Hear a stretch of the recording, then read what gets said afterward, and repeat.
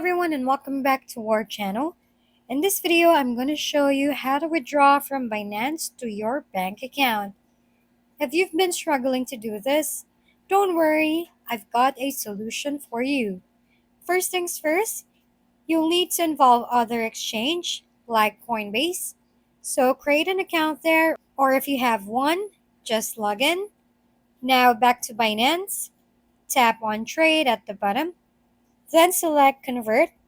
Choose the currency you want to withdraw and convert it to USDC. Once you've converted it, head to your portfolio, select USD coin, and tap on withdraw at the bottom left. Now switch over to Coinbase, click on receive, and search for USDC, and select the Polygon network. Copy your address and paste it back in Binance. Make sure to select the Polygon network here too. Choose your withdrawal amount, confirm, and wait for it to process.